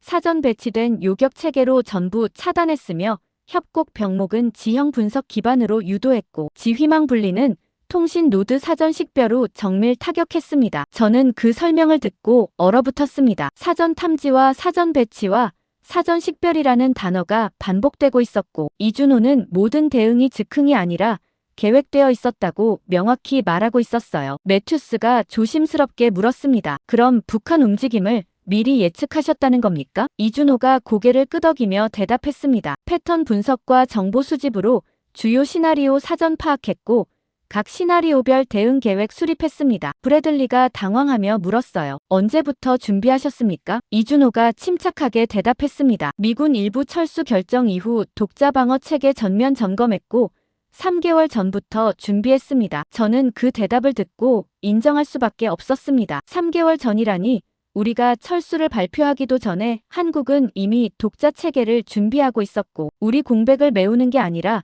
완전히 대체하는 시스템을 구축한 거였어요. 매튜스가 난처한 표정으로 저를 보았고 저는 이준호에게 조심스럽게 물었습니다. 대령님, 그럼 우리 지원 없이도 방어 가능했다는 겁니까? 이준호가 잠시 침묵하다가 조용히 대답했어요. 가능했습니다. 회의실 안이 순간적으로 조용해졌습니다. 가능했다는 단어가 명확했고 한국은 처음부터 미군 없이도 북한을 막을 수 있었으며 우리가 걱정했던 공백은 실제로 존재하지 않았다는 의미였어요. 매튜스가 불쾌한 표정으로 말했습니다. 그럼 왜 미리 말씀 안 하셨습니까? 이준호가 침착하게 대답했습니다. 검증되지 않은 체계였고 실전 테스트 필요했습니다. 저는 그 대답을 듣고 씁쓸했습니다. 실전 테스트라니 한국은 이번 위기를 독자 방어 체계 검증 기회로 삼았고 우리는 그 과정을 지켜보며 불안해하고 있었으며 결과적으로 한국은 모든 테스트를 통과한 거였어요. 이준호가 태블릿을 닫으며 마지막으로 말했습니다. 전쟁은 시작되기 전에 끝난 겁니다. 저는 그 문장을 듣고 떠올렸습니다. 북한 모든 공격이 발사 전 차단되었고 병력 이동은 병목에서 정지되었으며